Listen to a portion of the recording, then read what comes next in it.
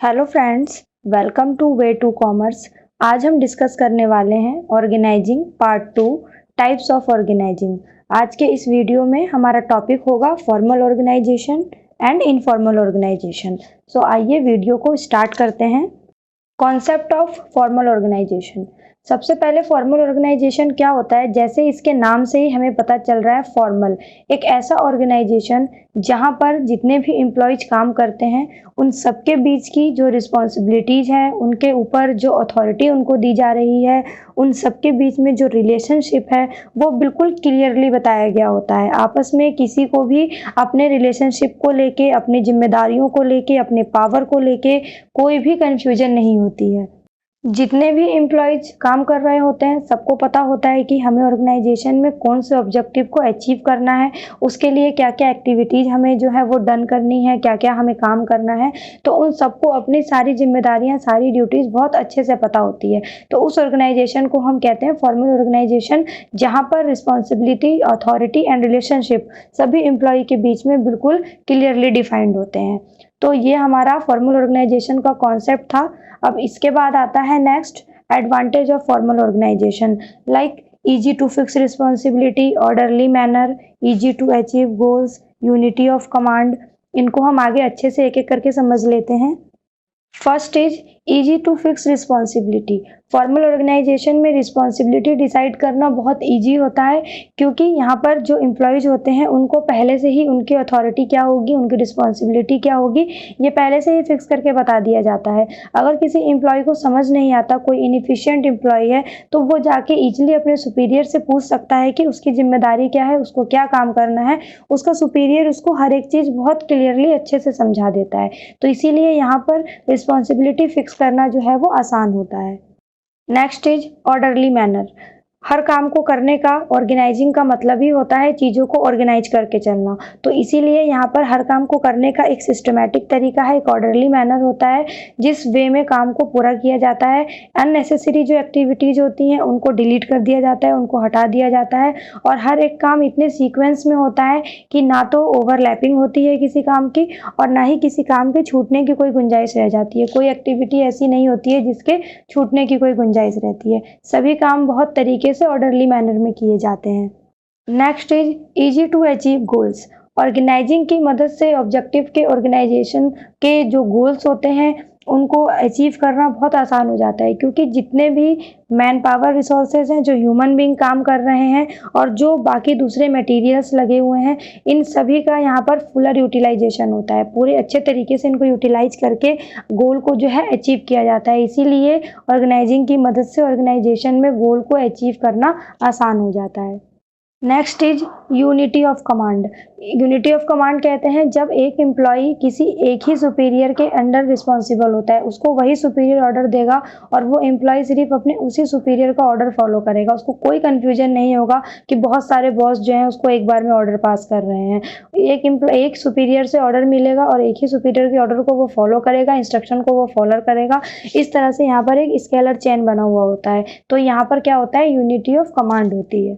Next topic is limitations of formal organisation. अब formal organisation के कुछ लिमिटेशंस होते हैं, जैसे डिले इन वर्क। काम में यहाँ पर डिले क्यों हो जाता है, क्योंकि हर एक्टिविटी जो है एक रूल से बाउंड होती है। रूल्स एंड रेगुलेशन के बिना कोई काम नहीं होता, और रूल को फॉलो करने में देरी तो हो ही जाती है। तो इसलिए रूल्स को फॉलो करने की वजह से अननेसेसरी डिले होता है काम में। तो यहाँ पर काम को कंप्लीट करने में थोड़ी सी देर लगती है। नेक्स्ट है लैक ऑफ इनिशिएटिव। इनिशिएटिव की यहाँ पर कमी इसलिए हो जाती है क्योंकि जो एम्प्लॉय होते हैं उनको सिर्फ उतना ही काम करना होता है जितना उनको ऑर्डर दिया जाता है। ऑर्डर के बाहर उनको निकल के जाना नहीं है। जितना कहा जाएगा करने के लिए उतना वो कर देंगे। तो इससे क्या होता है, उनकी खुद की इंडिपेंडेंट थिंकिंग जो होती है वो किल हो जाती है। वो खुद से अपना कुछ सोचते नहीं है, खुद से अपना कुछ दिमाग नहीं लगाते एफर्ट लगाने के लिए। तो इस वजह से जो उनके अंदर क्रिएटिविटी आ रही होती है, जो इनिशिएटिव वो लेना चाहते हैं, वो चीज़ जो है यहाँ पर ख़त्म हो जाती है। Next topic is concept of informal organisation. अब हम इनफॉर्मल ऑर्गेनाइजेशन को समझते हैं। इसके भी नाम से ही समझ में आ रहा है इनफॉर्मल। जिस वर्ड का मीनिंग हो गया क्या कि कुछ भी यहाँ पर फॉर्मेलिटी नहीं होगी। ये ऑर्गेनाइजेशन जो होता है ये बहुत सोच समझ के नहीं बनाया जाता, प्लान करके इसको इस्टेब्लिश नहीं किया जाता। ये तो अपने आप ही क्रिएट हो जाता है। जैसे इंटरेस्ट कुछ लोगों का आ जाता है, टेस्ट की वजह से, रिलेशनशिप की वजह से ये ऑटोमेटिकली क्रिएट होता है। क्योंकि जो इसकी सबसे मेन क्वालिटी है वो है फ्रेंडली रिलेशनशिप होना सभी एम्प्लॉयज़ के बीच में और कोऑपरेटिव नेचर होना सभी एम्प्लॉयज़ के बीच में।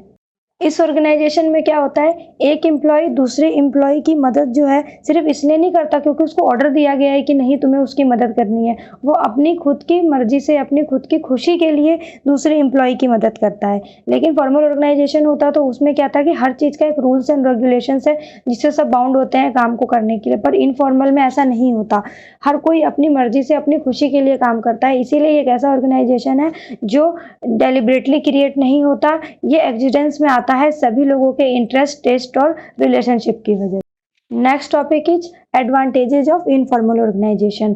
इसके एडवांटेजेस हैं जैसे easy to achieve objective, fulfil social needs, faster speed and personal. इनको एक एक करके समझते हैं। First is easy to achieve objective.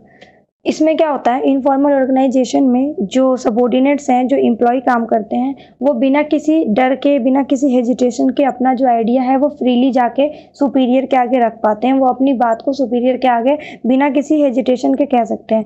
और इससे क्या होता है, सुपीरियर जो है उसको भी मदद मिलती है कि उसके एम्प्लॉय की डिफ़िकल्टी क्या है वो जानने में और फिर उस डिफ़िकल्टी को जान के उसका सॉल्यूशन निकालने में। तो यहाँ पर क्या होता है, बड़े से बड़ा प्रॉब्लम भी जो है वो बहुत आसानी से सॉल्व हो जाता है। तो इस वजह से अगर सुपीरियर और सबऑर्डिनेट को आपस में एक दूसरे की बातें बिल्कुल क्लियर होंगी तो ऑर्गेनाइजेशन के ऑब्जेक्टिव को अचीव करना आसान हो जाएगा। Next is fulfil social needs. Informal organisation में हर एम्प्लॉय एक साथ खड़े होते हैं, उन सब में बहुत एकता होती है, बहुत यूनिटी होती है। हर एम्प्लॉय दूसरे एम्प्लॉय के लिए खड़ा होता है, एक जैसे उनके आइडियाज़ होते हैं क्योंकि उनका अपना खुद का एक ग्रुप होता है जो उन्होंने खुद से क्रिएट किया होता है। एक दूसरे की बातों को वो गंभीरता से लेते हैं, एक दूसरे की प्रॉब्लम को वो समझते हैं। तो इसीलिए यहाँ पर जो है सोशल नीड पूरी हो जाती है। Next is faster speed. Formal communication में जो कम्युनिकेशन का जो नेटवर्क होता है वो थोड़ा सा स्लो होता है, पर इनफॉर्मल ऑर्गेनाइजेशन में यहाँ स्पीड जो है कम्युनिकेशन की बहुत फास्ट होती है। क्योंकि यहाँ पर कोई बिना मतलब की फॉर्मेलिटीज़ नहीं होती है कि अगर सुपीरियर को अपने बॉस तक, मतलब कि सबऑर्डिनेट को अगर अपने बॉस तक कोई बात पहुँचानी है तो उसको एक बहुत सारे लोगों से होकर गुजरना पड़ रहा है। नो, यहाँ पर सुपीरियर सबऑर्डिनेट आपस में एक दूसरे से फेस टू फेस बातचीत कर सकते हैं, जो भी अपनी एक बात है एक दूसरे के सामने रख सकते हैं। इसीलिए यहाँ पर क्या होता है, क्विकली इंफॉर्मेशन भी फैलती है और क्विकली बातों का फीडबैक भी मिलता है। तो इनफॉर्मल जो ऑर्गेनाइजेशन है उसकी स्पीड काफ़ी तेज होती है। Next is personal. Informal organisation में जो एम्प्लॉयज़ होते हैं उनकी ज़रूरतों को ध्यान में रखा जाता है, उनकी फीलिंग्स को ध्यान में रखा जाता है। कोई भी ऐसा काम ज़बरदस्ती उनके ऊपर नहीं थोपा जाता, उनको प्रेशराइज़ नहीं किया जाता किसी काम को करने के लिए। वो फ्री होते हैं अपने मर्जी से काम करने के लिए। तो इसीलिए जो इनफॉर्मल ऑर्गेनाइजेशन है वो पर्सनल होता है। अब हमारा नेक्स्ट टॉपिक आता है लिमिटेशंस ऑफ इनफॉर्मल ऑर्गेनाइजेशन, जैसे create rumours, resist changes, pressure of group norms. एक एक करके इनको समझते हैं।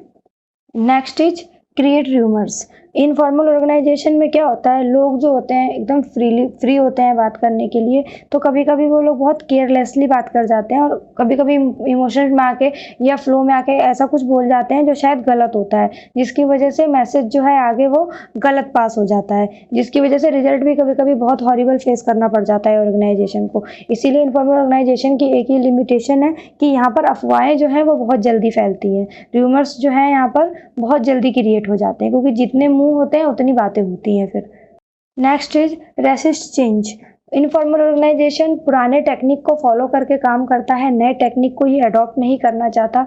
फॉलो को जो चेंजेस जो हैं उनको ये फॉलो नहीं करता। इसका ज़्यादा जोर जो है वो ट्रेडिशनल टेक्निक, ओल्ड टेक्निक पे ही रहता है। इसीलिए ये चेंजेस को एक्सेप्ट करने से मना करता है।